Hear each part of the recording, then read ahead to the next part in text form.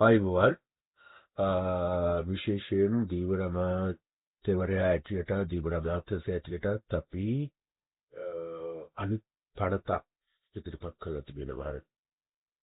ඒ පනත ඉදිරිපත් කිරීමට හේතුව තමයි පෞද්ගලික කාලාන්තරයක් තිස්සේ අපේ රටේ තිබුණ දීවර ජනතාවගේ ප්‍රශ්නයන් සම්බන්ධව ඒගොල්ලන්ට නීතියානුකූලව නෛතික පැත්තෙන් ගත්තට පස්සේ විශාල අඩුපාඩුකම් තිබුණා.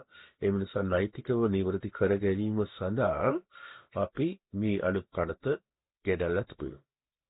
ඒ අලුත් පනත නිර්මාණය කිරීම සඳහා පෞද්ගලික කාලයක් තිස්සේ අවුරුදු ගාණක් තිස්සේම ස්ටේක් හෝල්ඩර්ස් වැඩත්තත් හරි ඊට පස්සේ ජාත්‍යන්තර තිබුණ විවිධ සංවිධාන මේකට උදව් උපකාර කරලා තිබෙනවා. ඒ වගේම රටේ සහ පිටරට ඉන්න එක්ස්පෝර්ට්ලා මේ පිළිබඳව උනන්දු දක්වලා තිබෙනවා. ඒගොල්ලෝගේ අදහස් දක්වලා තිබෙනවා. ඒ සියලු දෙනාම එකතු වෙලා අදාගත් පනත තමයි මේ අලුත් දීවර පනත.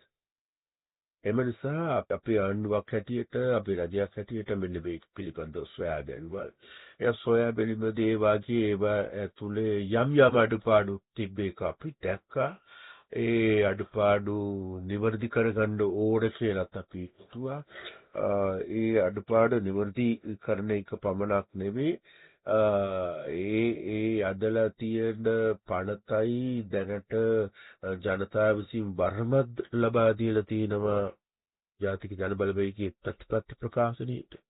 එතකොට ඒ ප්‍රතිපත්ති ප්‍රකාශනයයි ඒ අදලා තිබෙන මේ පනතයි ගැටෙනවද කියලා අපි පෙරුවා.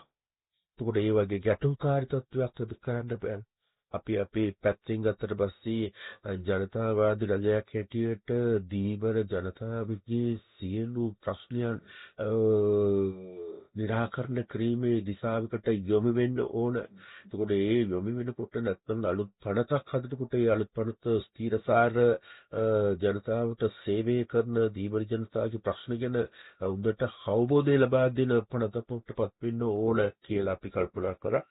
අන්න එම නිසා අපි මේ පිළිබඳව නැවතත් සොයා බැලීමට වැඩිදුරටත් සාකච්ඡා කිරීමට අපි කැබිනට් අඩුකම්පත් කරලා තිබුණා. ඒතකොට ඒ වගේ නිරීක්ෂණ තිබෙනවා.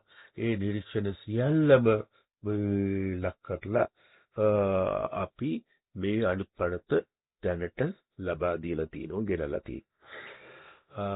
එසේම අපි විශේෂයෙන්ම කියන්න ඕන අපි තවදුරටත් මේක නිරීක්ෂණයට භාජනය ලක් කළ යුතුයි කියලා අපි විශ්වාස කරනවා. අපි අලුත් රජ ආණ්ඩුවක් හැටියට ජනතාවාදී ආණ්ඩුවක් හැටියට විශේෂයෙන්ම දීවර ජනතාවගේ සිතුම් පැතුම් වලට ඉඩ දෙන ආණ්ඩුවක් හැටියට වැඩිදුරටත් අපිට ඕන වෙනවා මෙන්න මේ පනත පිළිබඳව වැඩිදුරටත් සාකච්ඡා කරගන්න ඕනකමක් තිබෙනවා. එවැනි ඒ නිසා මේ පනත පිළිබඳව නැවත වාරයක් අපි ජනතාවට ලබා දෙනවා.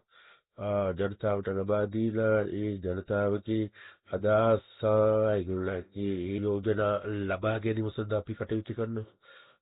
ඒ නිසා එවැනි යෝජනාවන් අදහස් සියල්ලම ජනතාවකින් ඒ වගේ මේවා පිළිබඳව දැනුත් සම්භාරයක් තිබෙන විශේෂයෙන්ම එක්ස්පර්ට්ලාගේ දීවර සංගම් වලින් දීවර නායකයන් විශේෂයෙන්ම මේ දීවර ශිෂ්ටදෙලා ඉන්න මාධ්‍ය නීති ඇතුළු සියලු දෙනා කියලා අපි ලස්සනව මේ පිළිබඳව මේ පනත පිළිබඳව ඔබලාගේ අදහස් අපිට ලබා දෙන්න.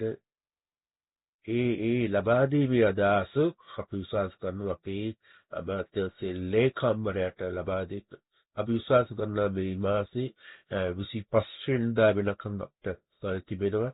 25 වෙනිදා ඒ පස්සේ තමයි මේක අපි කැබිනට් අනුමැතියට ලබා දෙන්නේ. ඊට පස්සේ පාර්ලිමේන්තුවට ලබා දෙනවා. ඊට පස්සේ අපි ජනතාවට ලබා දෙනවා. අන්න ඒ නිසා අපි විශේෂයෙන් වෙලා සිටිනවා මෙන්න මේ යෝජිත පනත් පිළිබඳව තමන්ගේ අදහස්, තමන්ගේ යෝජනා, තමන්ගේ චෝදනා සියල්ලම මේ මාස 25 වෙනිදාට කලින් අපේ තීව්‍ර අමාත්‍යාංශ ලේකම්වරයාට ලබා දෙන්න කියලා අපි තා ඕනකමින් ජනතාවට ඉල්ලා සිටිනවා.